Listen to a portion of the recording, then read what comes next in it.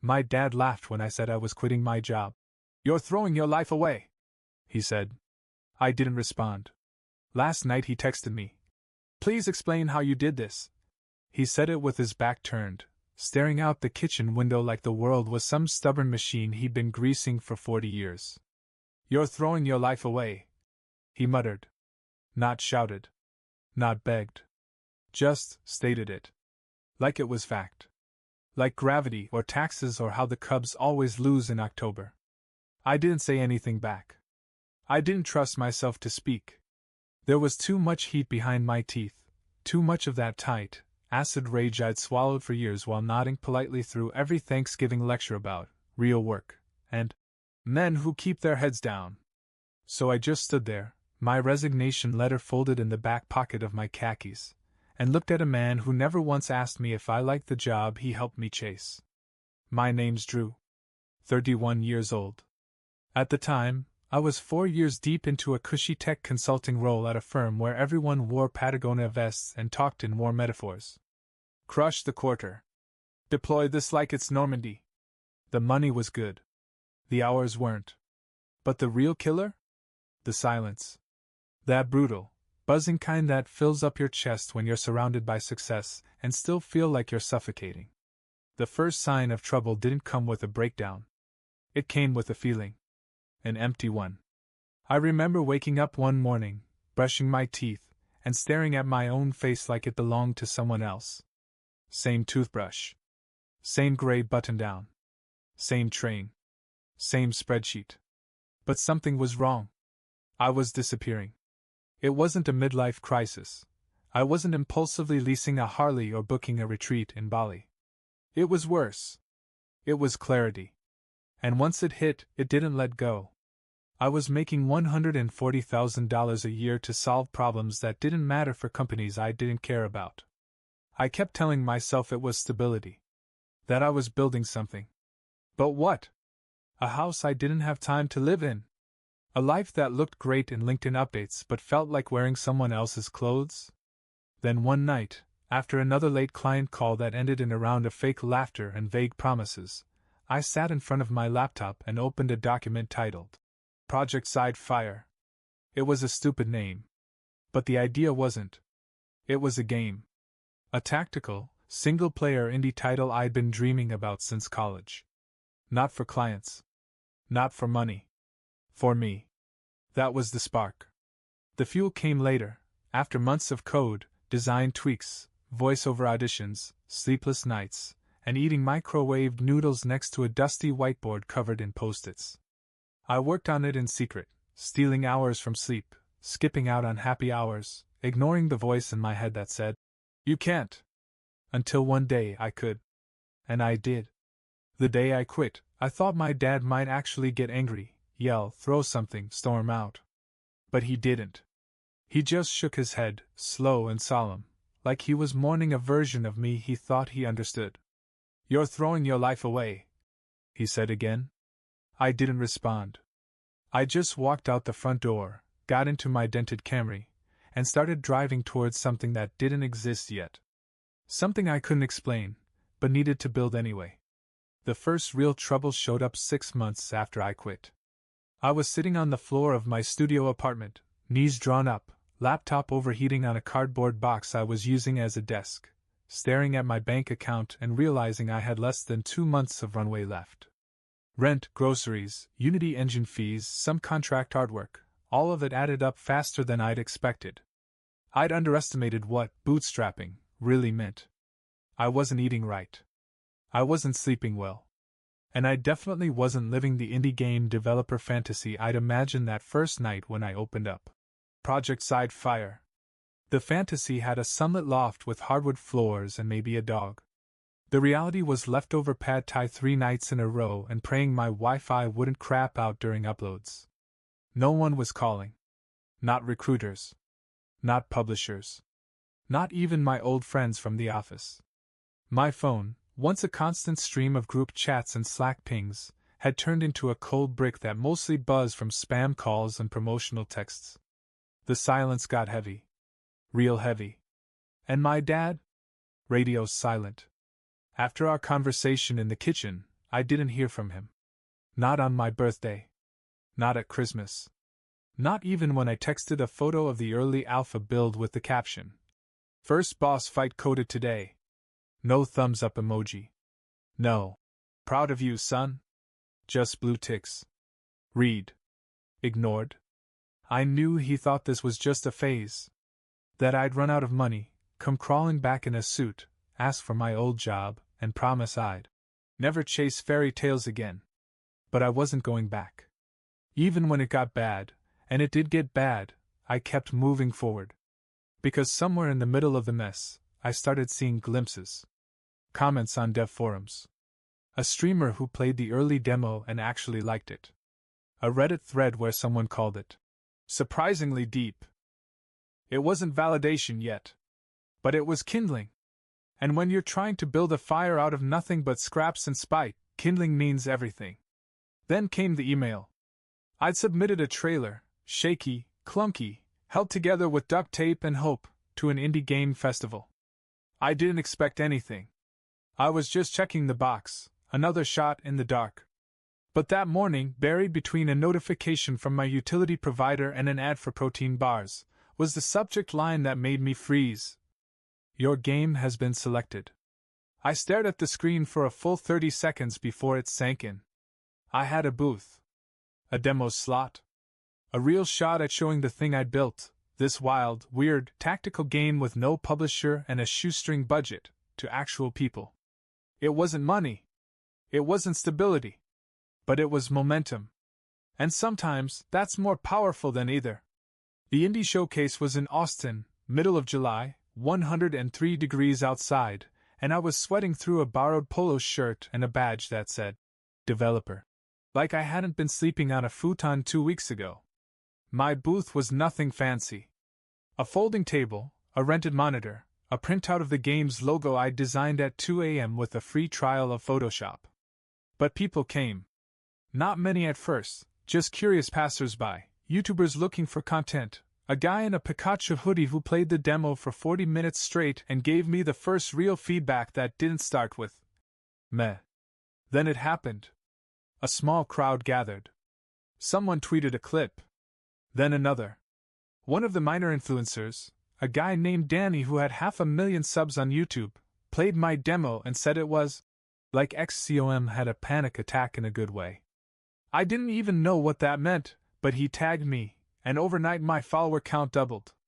And then, somewhere between that rush and the rush to get back home, my phone buzzed with a name I hadn't seen in almost a year. Dad. It wasn't a call.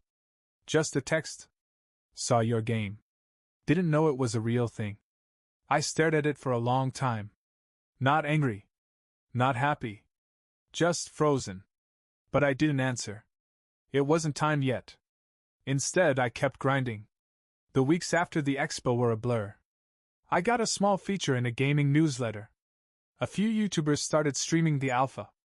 The demo crashed at least 3 times on camera, but somehow the audience loved it even more. Raw, they said. Honest. I called it barely functional. But hey, whatever works. Then the call came. A real call this time. From an angel investor in Seattle who said, "Hey, I've been watching your stuff. It's weird, but people love it. How do you feel about bringing someone in to help you scale?" I didn't even realize I'd stood up until I heard my chair hit the floor behind me. I flew to Seattle the next week. Left the futon. Left the ramen. Sat in a real office with glass walls and espresso machines I didn't know how to use. The deal wasn't huge, low 6 figures, but it was oxygen. It meant real artists. Real marketers.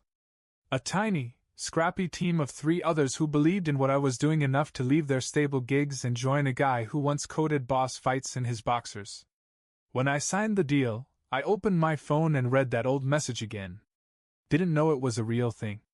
This time I answered. Just one sentence. It is now. And then I put the phone down and got to work. Because the climb was far from over. If there was a moment that felt like the edge of something, the razor-thin line between chasing a dream and watching it collapse, it was 6 months into scaling the team. Money moves fast when you're building. Salaries. software licenses, marketing. We were burning through our seed funding like firewood in January. The game was better, beautiful now, but it was big. Too big for a team of 4. We needed to finish it. And we needed to do it before the bank balance hit 0. I remember sitting in a shared co-working space at 2:13 a.m., staring at the projected burn rate on a whiteboard I hadn't updated in a week, thinking, do I lay someone off, or do I sell my car? That car, man, it was stupid. Black Mustang GT, fully loaded. The kind of car I used to keep pictures of in a folder labeled someday. Back when I was stuck in finance, watching my dreams turn to spreadsheets. I bought it right after the deal closed. Not as a flex, but as a promise. That I wasn't going back. Now I was about to sell it to keep the lights on. I called Marcus, our lead dev, and told him I might not make payroll if something didn't give. He didn't even flinch. I can go part-time if you need, he said. I'll freelance on the side. We're not letting this crash. That night I listed the Mustang. Sold it to a guy who barely asked my name. Just handed me a check, took the keys, and drove off with a piece of my past. I walked home. Yeah. I walked. In the rain. No Uber. No umbrella. Just that feeling, the one you get when you're betting everything on a vision no one else can see yet. A week later, one of our devlogs went viral. It was just a behind-the-scenes look at our team, me explaining the combat system, Marcus talking about dynamic AI paths, our artist, Lydia, showing off a rework level that made people's jaws drop. We didn't even try to hype it. Just dropped it online like a pebble in a pond. It was shared 12,000 times in a day. Then came the calls. A podcast feature. A profile piece in a gaming mag I used to read in college. A Twitch streamer with over 1 million followers offered to play the beta live. And we got another offer, this time from a publisher. Mid-tier, solid reputation, real marketing budget. The kind of partner who could finish what we started. We signed. And just like that, the tide turned. The first week after signing with the publisher felt like that moment when you stop drowning long enough to take a breath, and realize you're still in the middle of the ocean. They were good people. Gave us space, respected the vision. But they had expectations. Deadlines. Milestones. Suddenly we weren't just building for us anymore, we were on someone else's clock. I moved into a better place. A proper apartment with a real kitchen, a desk that wasn't made from stacked moving boxes, and a view that looked out over the city instead of a back alley dumpster. For the first time in years, I had a bedroom door that closed and central air that actually worked. I took a picture of the view. Sent it to my dad. No reply. The team worked like animals, sprints, patches, rewrites, late-night bugs that made you question everything you ever believed about collision detection. We added voice acting. A soundtrack. A rich, moody story arc that players in the Discord server started theorizing about before we even finished writing it. But for every win, there were stumbles. A patch went live that corrupted save files. Our lead artist burned out and disappeared for 2 weeks. No word, no warning. The publisher freaked. I panicked. And for the first time since I'd started this thing, I seriously considered quitting. It hit me during a launch call. The kind where no one has their camera on because we're all half dead from crunch and caffeinated to the point of buzzing. I was sitting there in a hoodie, 3 days unshaven, listening to someone explain how we were pushing launch by 2 months, and I just drifted. I looked at the corner of my screen. My name. My game. The project that started as a joke title in a .doc file. And I thought, this is it. This is what growing looks like. Not fire, not confetti. Just dragging the thing across the finish line, inch by inch, even when it bleeds you dry. We made it. The game launched on a Thursday. We hit publish, and just sat there in silence for 5 minutes like astronauts who'd landed and were waiting to see if Earth was still there. The first review hit at 12:43 p.m. 9 out of 10. Then another. And another. Streamers picked it up. YouTubers broke it down. One guy cried on camera during a story mission that we almost cut because I thought it was too weird. By midnight, we'd sold 70,000 copies. That weekend, we hit the front page of Steam. I didn't party. I didn't tweet. I didn't do anything, really. I just opened my dad's old message again. Didn't know it was a real thing. And stared at it. Still no response to my last text. But I had the feeling that was about to change. It came at 2:12 a.m., like most things that change your life do.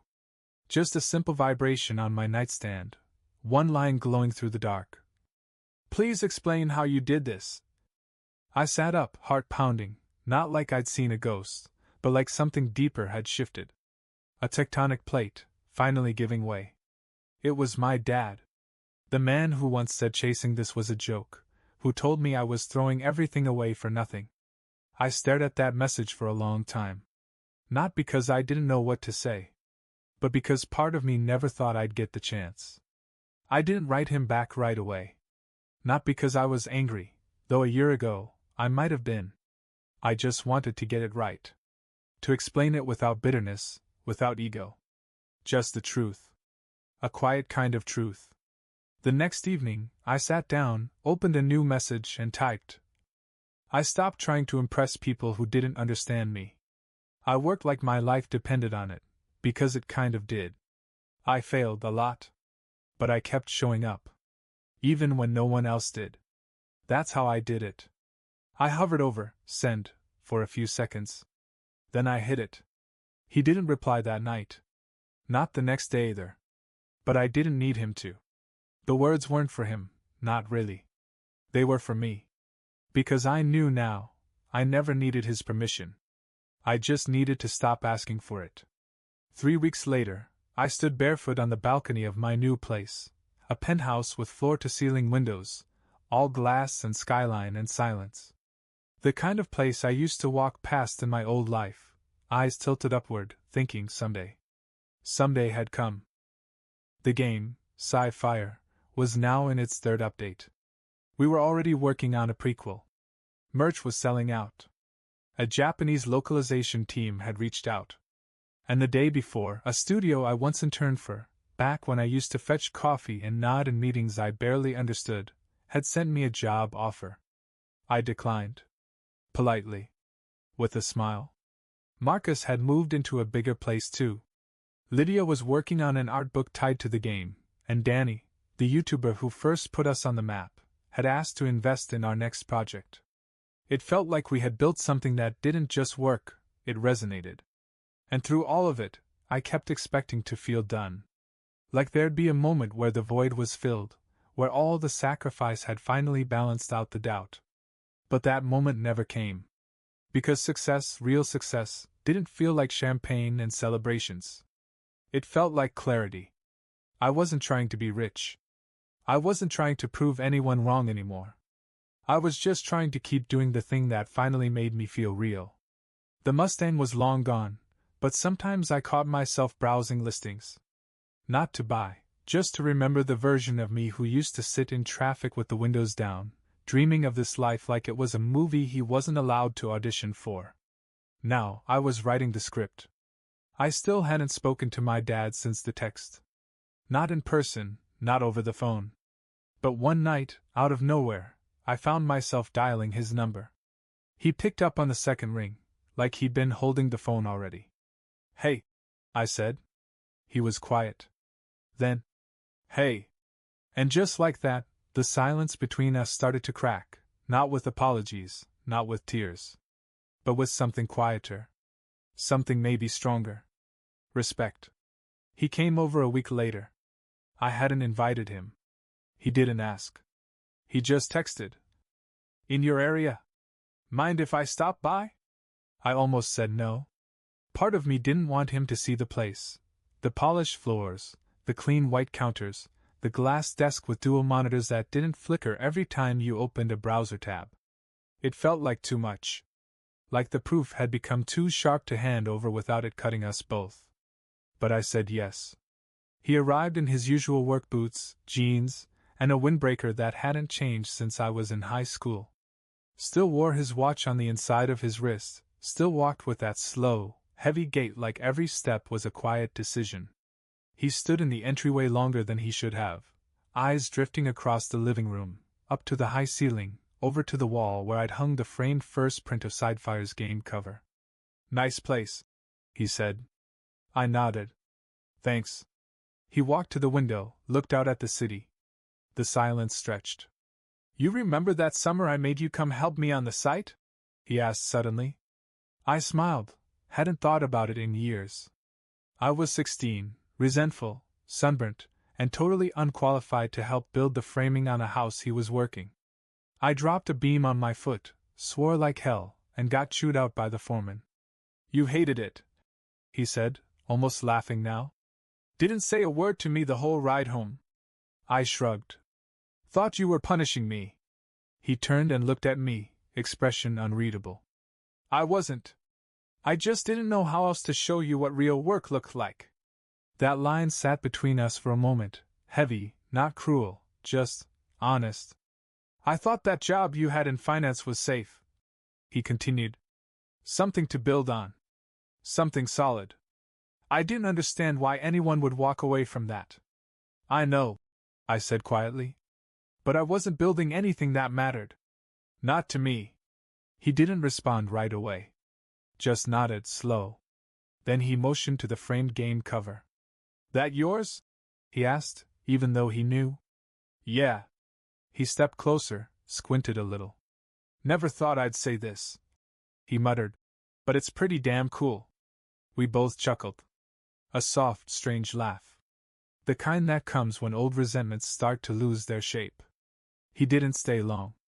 Asked about parking validation on his way out, grumbled about meter prices. But right before he reached the elevator, he turned back and said, You proved me wrong. I didn't say anything. Didn't need to. Because I wasn't trying to prove him wrong anymore. I was trying to live right.